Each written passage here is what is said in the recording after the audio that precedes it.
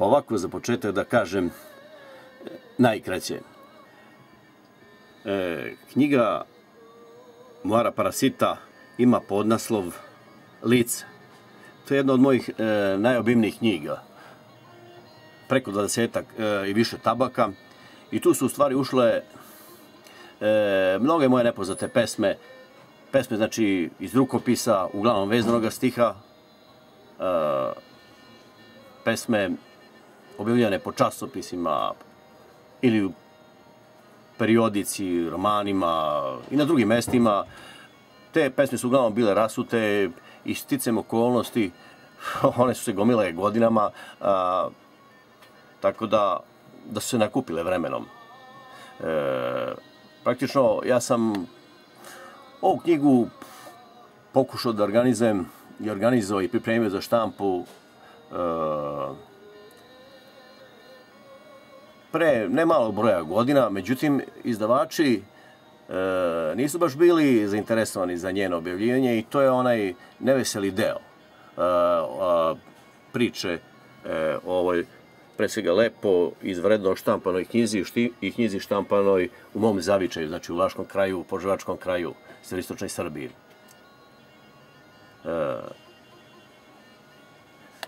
I kad već pričamo o ovoj knjizi, da bude malo ironičan, kad bi neko u stvari, kad bi neko tražio da napišem nešto o ovoj knjizi ponovo i ponovo, možda i baš odgovarao naslov ove pesme koje upravo preslušavam, volim da slušam, a to je jedna narodna pesma čiji naslov glasi Niska streja, visok đuvegija. I problem te knjige je otprilike povezan sa naslovom te pesme. Kako? Pa to je malo duža priča. Ova knjiga ima pogovor. Taj pogovor je objavljen na kraju ove knjige. Ja mogu da pročitam stranicu 2, ako to nije mnogo, pa da vidimo u čemu je stvar.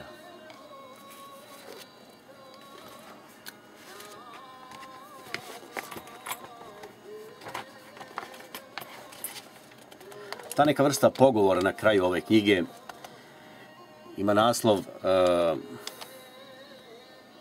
Besplatne zablude, nastavak fusnota ili nekoliko neophodnih napomena. Tako da priča o istoriji knjige Moara Parasita, koja u konačnom obliku izlazi kao posebna i prekompovana, tek sada priče o besmrtnosti zabluda. Nisam siguran kao Šklovski da ukrašavaju i uzvisuju život. Zar, na primjer, ova okolnost oko stvarne predistorije i istorije uzvisuje i ukrašava? Rukopis knjige Moara Parasita bio sam ponudio izdavaču koji je objavio moju knjigu Zemlje nedođija, Biggs, Beograd 1993. godine. Rukopis je prošao kroz čitavu šumu verzija da bi stigao do one koju sam 28. avgusta 1995. godine predao izdavaču. Prošli su meseci, a izdavač se nije oglašavao i ja sam u četvrtak 6. juna 1996. godine otišao da vidim šta se dešava sa rukopisom. I video sam, rukopis je izvučen iz starog redakcijskog ormana iz gomila drugih rukopisa. Urednici su to čitali, pogledali, pa sam ja opet zalepila, reče sekretarica. Ona je izvukla iz redakcijskog ormana veliki žuti neotvorni koverat i pružila mi ga. Naravno, rekao sam. Mnogo rukopisa dobijamo, ali mi ih čuvamo i vraćamo ako sve to košta. Poštarina je skupa. Baš odlično. Evo, ja ću vam uštediti poštanske troškove. Vi želite da povučete rukopis? Ništa nisam odgovorio,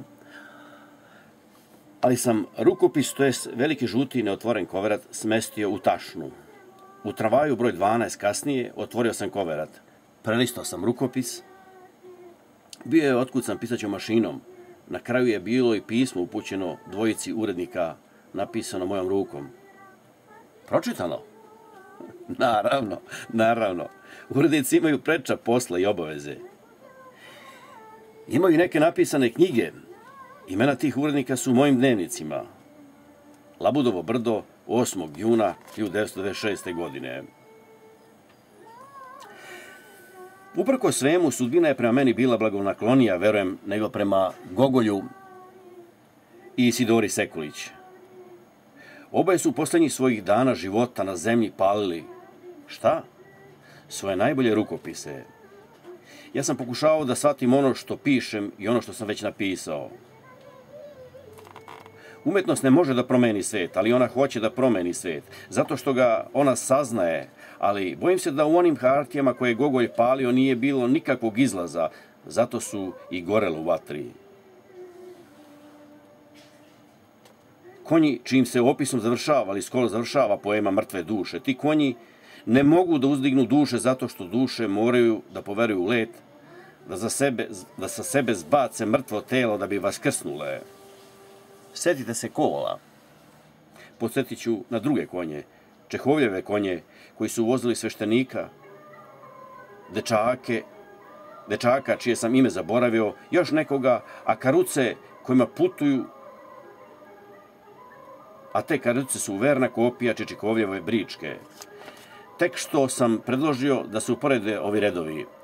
Zašto sam to učinio? Ne znam. Samo osjećam da se prisjećate Čehova, koji je Gogolja nazivao kraljem stepe. Poznati konji, savladan citat, pokušaj da vaskrsne celo čovečanstvo ostvaruje se time što dečak gleda stepu koju je Čehov iznova opisao posle Gogolja. Školski je to napisao u Energiji zablude, stranice 338-339. Vozovi umetnosti niti stoje, niti odlaze. Imaju svoj život, svoje vreme, svoje vazdušne linije. Prevideli su mnogo toga, pokušavam li ja to opet da nađem izvesno razumevanje za te seronje. Ta reč tako divno pristaje svim tim kupljenim, jeftino beščasnim individuama, tim naduvanim balonima nametnog veka sa pozamašnim književnim biografijama. Šklovski je volao mesta gde su se knjige rađale, kako sam kaže, i volao je najvećeg vojskovođu Sižea, prolazio je kroz zadnje redove njegove vojske i, kako sam kaže, upoznaje njegovog Dorata, energiju zablude, montažu, književnost u najvišem smislu te reči, montažu onoga što ostaje da živi u književnosti. Nisu shvatili, nisu čak ni pokušali, usuđujem se reći, nisu čak ni pročitali, jer su izgleda sa voza umetnosti sišli na nekoj usputnoj stanici, možda još onda kada su objavili svoje prve knjige i utopili su bari na nekoj usputnoj postaji. Ali da ne čitam dalje, to je znači objavljeno na stranicama 299, 301 i 302. I to je istina o ovoj knjizi koja objavljuje ne mali broj mojih, da tako kažem, vezanih pesama iz romana. Knjiga je podeljena u nekoliko delova, što se sadržaja lepo može videti. U stvari, glavninu knjige čine pesme koje su objavljene pod jednim velikim ovako obimnim naslovom, tamo gde se seku mesečeva linija i stablo posvećenog drveta. Znači, to su 3/4 knjige. Sad da ne navodim, da ne nabrajam koje su sve to pesme. Rekao sam da su to pesme vezanog stiha, soneti, katreni i tako dalje. Drugu celinu ove knjige čine pesme iz romana, periodika, beležnica. Znači, pesme iz romana Ujkin dom, iz Vaša Hiperboreje, iz mog relativno još uvek nepoznatog romana Severci i nepročitanog, rekao bih, iz koga je objavljen kraj, u stvari, neobičan susret. I to je to. To je to.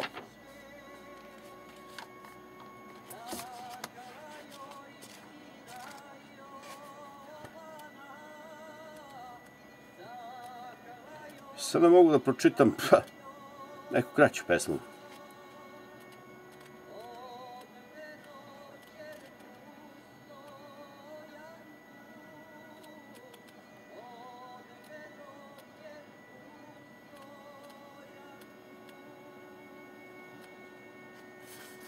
Evo ovu pesmu, evo pročitaću ovu pesmu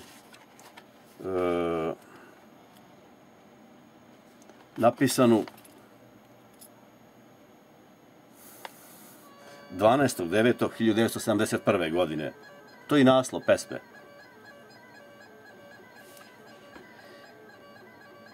Ja sam kao munja, blesak koji sevne, da ga proguta ogromni mrak.